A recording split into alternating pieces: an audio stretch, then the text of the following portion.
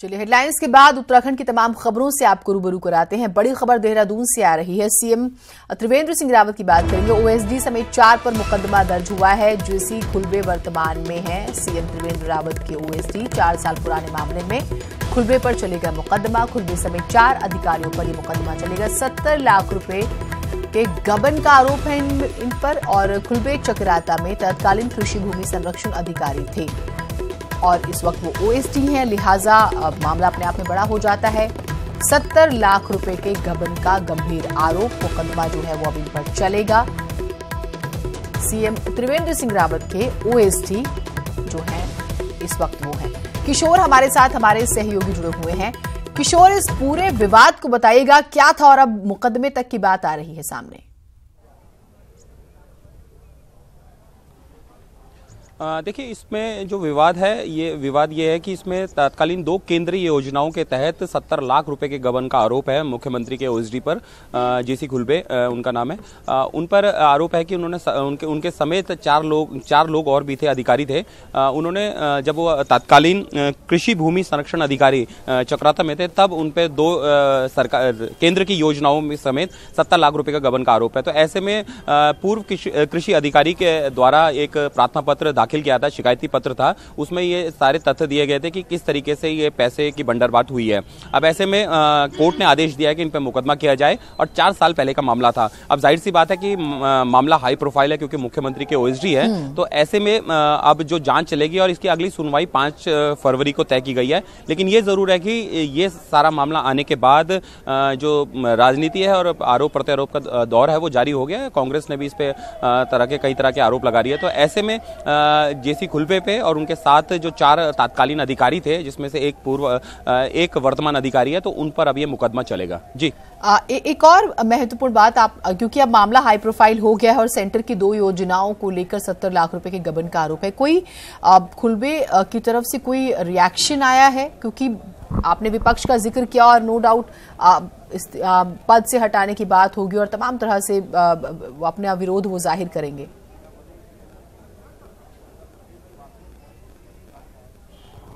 देखिए, अभी तक उनसे कोई ना टेलीफोनिक ना वैसी कोई बातचीत हुई है। लेकिन ये जरूर है कि जिस तरीके से सूत्र कह रहे हैं कि उनका ये कहना है कि जो भी सारे आरोप है वो निराधार है, उनका ऊपर कोई आरोप नहीं है। लेकिन ये जरूर है कि जो भी अब जांच होगी, जांच में वो सहयोग करेंगे, जैसा भी होंगे वो कागज वो भी अपने डॉक्यूमेंट प्रोवाइड कराएंगे। लेकिन ये जरूर है कि अब ऐसे में जब सीएम के ओएसडी पर इस तरह के आरोप लगते हैं तो कहीं ना कहीं जो मामला है वो बिल्कुल। किशोर, बहुत शुक्रिया आपका तमाम जानकारियों के लिए। अब खुलबे की तरफ से स्टेटमेंट क्या है वो तो बाद की बात है, लेकिन हाँ, विपक्ष को बैठे बिठाए एक और मुद्दा मिल गया है। खैर, उत्तराखंड की आज की एक और बड़ी खबर से आपको रूबरू करा देते हैं। मंत्री रेखा आर्या ने ठोका दावा, अल्मोड़ा संसदीय सीट से पेश की दावेदारी। कहा पार्टी को अपनी इच्छा जता दी है, 2014 में भी कर चुकी है दावेदारी।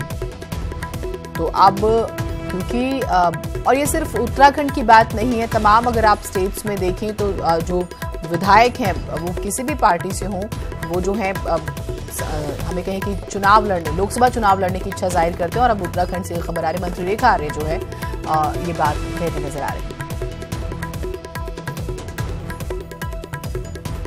अनुपम त्रिवेदी जी हमारे साथ न्यूज 18 उत्तराखंड के एडिटर जुड़े हुए हैं। अनुपम जी, अब अमूमन हम देखते हैं कि जब लोकसभा चुनाव आता है तो इस तरह की ख्वाहिश जाहिर की जाती है, लेकिन अब क्योंकि मंत्री भी हैं उसके बाद, तो आप किस तरह से इसका विश्लेषण करते हैं?